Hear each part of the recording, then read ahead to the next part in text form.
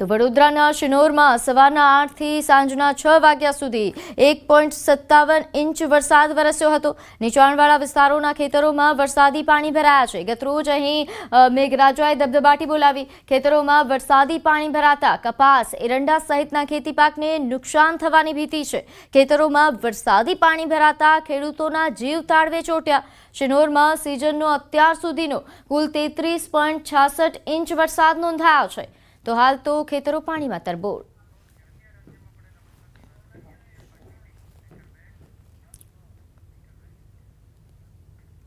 તો આગળ અન્ય રાજ્યોમાં પડેલા વરસાદની વાત કરીએ તો જમ્મુ કાશ્મીરમાં તબાહી યથાવત છે। વેગન બનિહાલમાં લેન્ડસ્લાઇડ થવાની ઘટના બની। દ્રશ્યોમાં જોઈ શકાય છે કે પહાડમાંથી મોટા પાયે લેન્ડસ્લાઇડ થઈ રહ્યું છે, જેના દ્રશ્યો સામે આવ્યા છે। ખૂબ જ ચોંકાવનારા દ્રશ્યો નોંધનીય છે કે જમ્મુ કાશ્મીરમાં ભારે વરસાદના કારણે તબાહી યથાવત છે।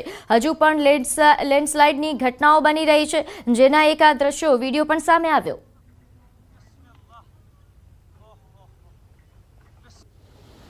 તો મધ્યપ્રદેશના ઉજ્જૈન જિલ્લાથી 50 કિલોમીટર દૂર નાગદા તાલુકામાંથી પસાર થતી ચંબલ નદીએ માં ચામુંડાનો જળાભિષેક કર્યો। ચોમાસામાં મંદિર પહેલીવાર પાણીમાં ડૂબી ગયું। ચામુંડા મંદિરના પૂજારીએ કહ્યું કે આટલા જોરદાર પ્રવાહ પછી પણ માતાનો શૃંગાર બગડતો નથી અને મંદિરને પણ કંઈ થતું નથી। ઉલ્લેખનીય છે કે ઇન્દોર અને ઉજ્જૈનની આસપાસના વિસ્તારોમાં સતત વરસાદના કારણે 2 દિવસ પહેલા શિપ્રા નદીનું પાણીનું સ્તર વધી ગયું હતું, જેના કારણે ઘાટ પર બનેલા મંદિરો પાણીમાં ડૂબી ગયા હતા। હવે નાગદા તાલુકામાંથી પસાર થતી ચંબલ નદીના પાણીના સ્તરમાં પણ વધારો થવાના કારણે માતા ચામુંડાનું મંદિર ડૂબી ગયું છે।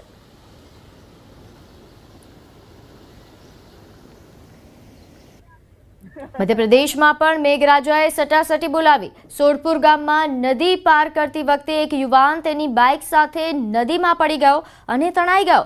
જોકે તે યુવાન આગળ ગયો અને તરીને બહાર આવ્યો હતો, પરંતુ તેની બાઇક તણાઈ ગઈ। નાલચા વિસ્તારમાં ભારે વરસાદના કારણે સોડપુર ગામની મોટી નદીમાં પૂર આવ્યું હતું અને નદી પર બનેલા પુલ પરથી પાણી વહેવા લાગ્યું। આ દરમિયાન એક યુવાન બાઇક પર પુલ પાર કરી રહ્યો હતો અને તેની બાઇક સાથે તે નદીમાં પડી ગયો। જોકે યુવક તરીને બહાર આવતો રહ્યો, જોકે અને બાઇક તણાઈ ગઈ।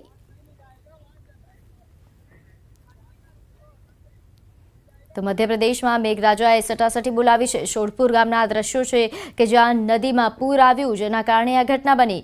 એક બાઇક સવાર યુવક જે પસાર થઈ રહ્યો હતો અને પાણીમાં તણાયો। તો હવે વાત પીએમ મોદી અને જિનપિંગ વચ્ચે બેઠકની। નોંધનીય છે કે વડાપ્રધાન નરેન્દ્ર મોદી અને ચીનમાં તેઓ પહોંચ્યા છે, ત્યારે પીએમ મોદી અને જિનપિંગ વચ્ચે બેઠક યોજાઈ। એસસીઓ સમિટમાં તેઓ ભાગ લેવા પહોંચ્યા છે, ત્યારે પીએમ મોદી અને જિનપિંગ વચ્ચે બેઠકના દ્રશ્યો। ખૂબ જ મહત્વપૂર્ણ આ બેઠક મનાઈ રહી છે। હાલ જે પરિસ્થિતિ બંને દેશોની છે તે વચ્ચે આ બેઠક ખૂબ જ મહત્વપૂર્ણ છે। ઘણા બધા મુદ્દાઓ પર આ બેઠક પર ચર્ચા થઈ શકે છે।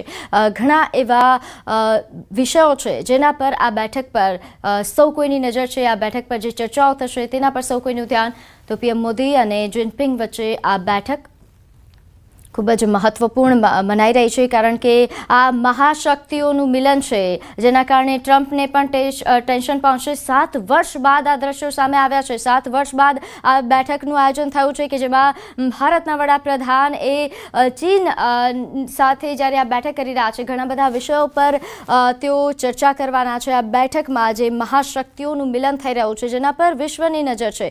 ખાસ કરીને આ બેઠક ટ્રમ્પ માટે ટેન્શન સમાન બની ગયું છે। ટ્રમ્પના ટેરિફ બાદ સૌ કોઈની નજર આ બેઠક પર છે, કારણ કે ટ્રમ્પે જે ટેરિફ લગાવ્યું તે બાદ વિશ્વભરમાં જે પરિસ્થિતિ સર્જાઈ છે, ખાસ કરીને ભારત પર 50% ટેરિફ બાદ સૌ કોઈની નજર છે કે ભારત હવે કેવા પ્રકારના પગલાં ભરે છે। ત્યારે આ બેઠક પણ તે દિશામાં ખૂબ જ મહત્વપૂર્ણ મનાઈ રહી છે। બંને નેતાઓ વચ્ચે અનેક મુદ્દે વાતચીત આ બેઠકમાં થઈ રહી છે। ટેરિફ વોર વચ્ચે મહાશક્તિઓનું આ મિલન, જેના પર સૌ કોઈની નજર છે। આ બેઠકમાં કયા કયા મુદ્દાઓ પર ચર્ચા થશે તેના પર સૌ કોઈનું ધ્યાન। આગળ વાત કરીએ, રાજસ્થાનમાં ભારે વરસાદે તબાહી મચાવી છે। ઉદયપુરના જાવા માઇન્સ વિસ્તારમાં વરસાદ દરમિયાન રસ્તો પાણીથી જળબંબાકાર થઈ ગયો। આ દરમિયાન એક કાર પણ પાણીમાં ગરકાવ થઈ। જરવા માઇન્સ રોડ પાણીથી ભરાઈ ગયો હતો, જેના કારણે ઘણા ટુ વ્હીલર પણ ફસાઈ ગયા। રસ્તાઓ પર વહેતું પાણી જોવા માટે લોકોની ભીડ પણ એકઠી થઈ હતી। અહીં છેલ્લા 2 દિવસથી ટીડી વિસ્તારની આસપાસના વિસ્તારમાં ભારે વરસાદના કારણે ટીડી ડેમમાં પાણી ઘૂસી ગયું હતું। તો રાજસ્થાનના ભીલવાડા જિલ્લામાં ભારે વરસાદે જનજીવન સંપૂર્ણપણે ખોરવી નાખ્યું છે। જિલ્લાની મુખ્ય નદીઓ બનાસ, બેડાચ અને કોઠારીમાં આવેલા પૂરના કારણે ટ્રાફિક વ્યવસ્થા ખોરવાઈ ગઈ છે। નદીઓના ભારે પ્રવાહના કારણે ઘણા મહત્વપૂર્ણ માર્ગો બંધ કરવા પડ્યા છે અને વાહનોની લાંબી કતારો લાગી ગઈ છે। બનાસ નદીએ કાચોલા, કાકરોલિયા, ખીણ તેમજ બિગોડા, ખાટવાડા રોડ પર તબાહી મચાવી છે। નદીના પાણીએ ખતરનાક સ્તરે પહોંચવાના કારણે આ માર્ગો પર વાહનોની અવરજવર સંપૂર્ણપણે બંધ થઈ ગઈ છે। આ રૂટ પર 4 ફૂટ સુધી પાણી ભરાઈ જવાના કારણે સિંગપુરા અને સારણ રૂટ પણ બ્લોક થઈ ગયા છે। તો કોઠારી નદીની સ્થિતિ પણ ગંભીર છે, જે 2 ફૂટથી પણ વધુ પૂરના સ્તરે વહી રહી છે।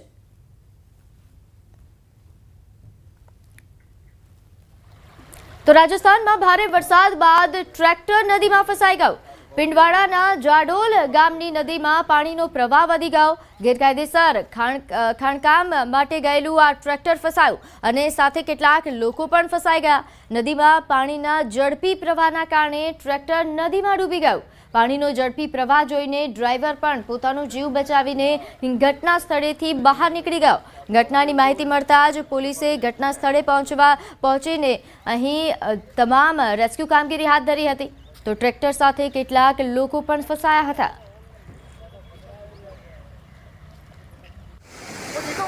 રાજસ્થાનમાં પડેલા ભારે વરસાદે કહેર મચાવ્યો છે। જયપુરના ગ્રામીણ વિસ્તારમાં પાણી જ પાણી જોવા મળી રહ્યું છે।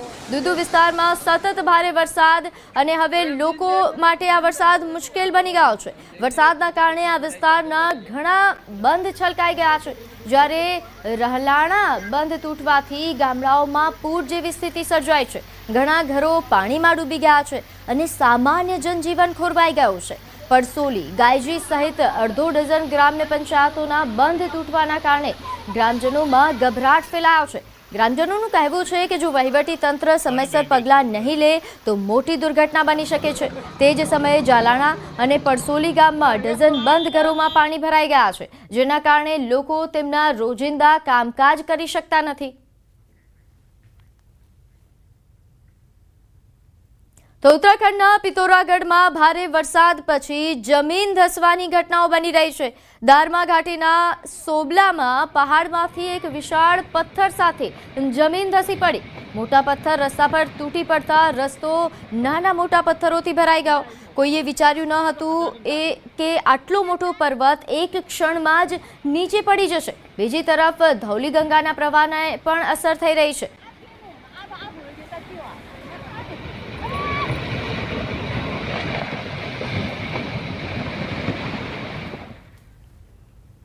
તો ઉત્તરાખંડમાં ભારે વરસાદ બાદ હરિદ્વાર રેલવે સ્ટેશન પર લાઇટ અને પંખા વચ્ચેથી પાણી ધોધની જેમ વહેવા લાગ્યું। રેલવે સ્ટેશનના પ્લેટફોર્મ પર નંબર 1 પર છત પરથી વહેતા ધોધનો વિડીયો પણ સોશિયલ મીડિયામાં વાયરલ થઈ રહ્યો છે। હરિદ્વાર રેલવે સ્ટેશન દેશભરના A1 શ્રેણીના રેલવે સ્ટેશનોમાંનું એક છે। જો કે ભારે વરસાદે અહીંની નબળી વ્યવસ્થા